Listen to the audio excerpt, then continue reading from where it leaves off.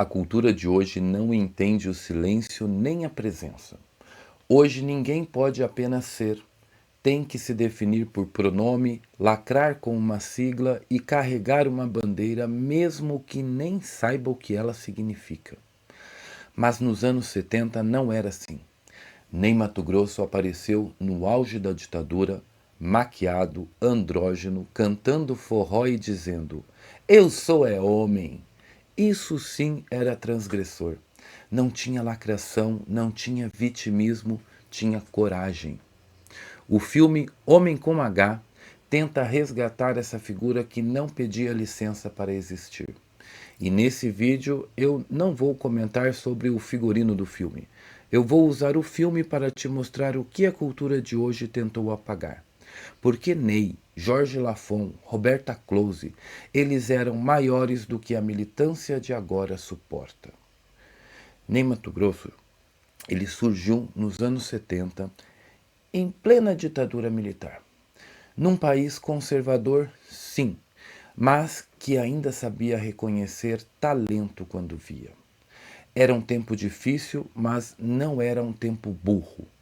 Hoje, a cultura woke travestida de virtude exige que todo artista seja porta-voz de uma agenda. Ney nunca foi isso. Ele não precisava discursar sobre diversidade. Ele a encarnava com autenticidade. Hoje, um artista como ele seria cancelado pela própria militância que diz defender a liberdade.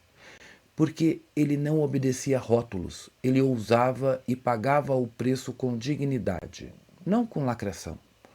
O que o Ney fazia no palco era performance e não panfleto. Ele provocava pela arte, não por aprovação. Hoje não passaria por uma curadoria de festival universitário. Seria barrado por não representar bem a comunidade. E seria julgado por uma geração que confunde moral com tendência de rede social. E acha que liberdade é repetir slogan de campanha política. Ney era de um tempo em que o artista enfrentava o mundo.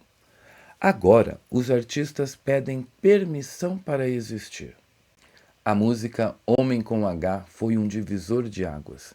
Escrita por Antônio Barros, da Paraíba, virou um clássico nas mãos de Ney. E por quê? Porque Ney inverte o jogo. Ele canta com voz fina, dizendo que é homem. É paródia. É virilidade irônica. É um tapa sem mão em quem acha que ser homem é gritar grosso. Mas veja, ele não nega ser homem. Ele afirma, com arte, com riso, com uma coragem que hoje ofende muito mais que agrada. Gente, vamos pensar aqui, né? O Ney nunca precisou levantar bandeira. Ele não era militante, era presença.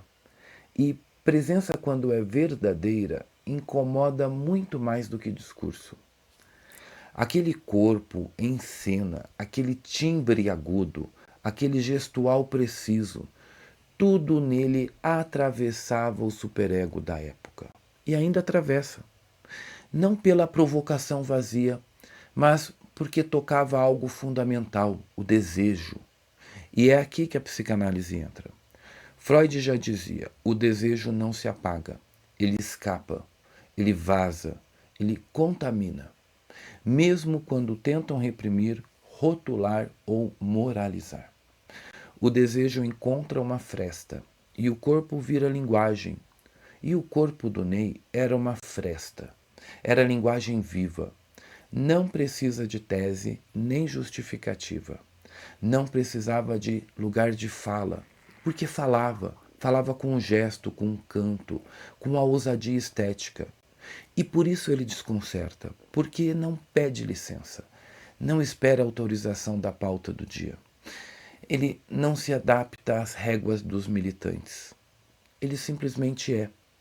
E só por ser já diz mais do que muito manifesto ensaiado.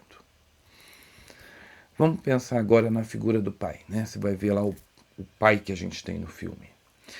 E o pai que aparece como aquilo que Freud já havia descrito, a primeira figura que impõe um limite. Militar, austero, autoritário. Um pai que diz: filho meu não vai ser artista. E que, sem saber, dá o empurrão que faltava para o filho se tornar exatamente isso.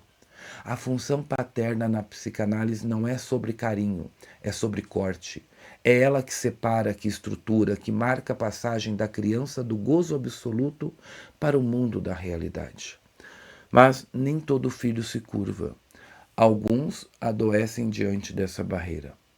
Outros, como Ney, usam a repressão como trinco para a criação. Ele não implodiu, ele sublimou. Transformou a dor da rejeição em expressão estética. Transformou o não do pai em um sim para o palco. E o resultado não foi só arte, foi presença.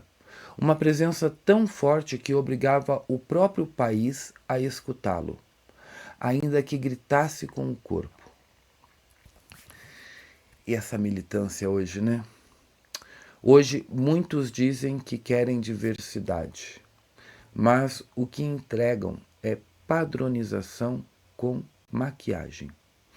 Querem homens femininos que pensem como a militância exige, que repitam o script certo, que se vistam da transgressão aprovada em assembleia.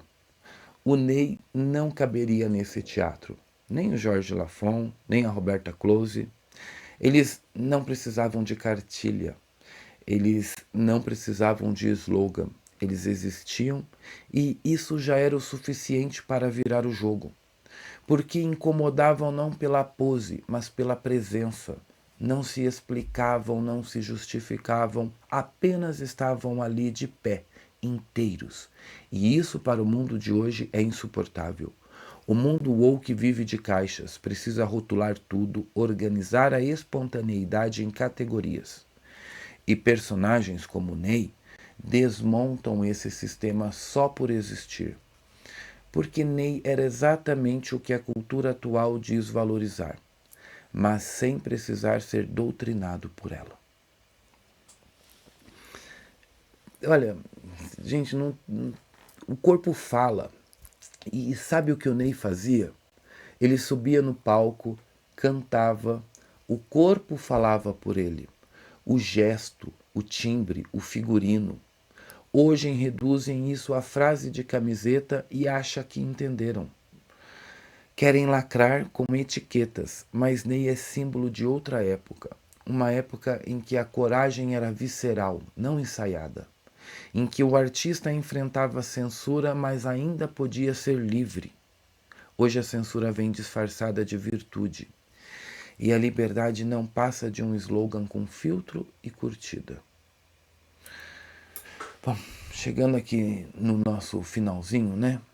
O filme Homem com H não é só sobre um cantor. É sobre uma época em que a arte ainda era coragem e coragem ainda era beleza. Se você também sente falta desse tempo em que o talento dizia mais do que qualquer palavra de ordem, comenta aqui embaixo. Eu quero saber a sua opinião. Curte esse vídeo aqui, porque aí o algoritmo do YouTube entende que esse vídeo foi bom para você e aí ele vai querer compartilhar com mais pessoas. Compartilha com quem também cansou da lacração e quer pensar livremente. E se inscreve no canal se você ainda não é inscrito, ativa o sininho e considera se tornar membro para ter acesso ao material exclusivo e acesso aos vídeos do canal antes de todo mundo. Aqui a gente fala de cultura com psicanálise sem filtro ideológico. Eu sou Rafael Marques Menezes, psicanalista, professor e diretor da Escola Britânica de Psicanálise no Brasil. E aqui a escuta é real e o ser humano é inteiro. Seguimos juntos e nos vemos no próximo vídeo. Até lá!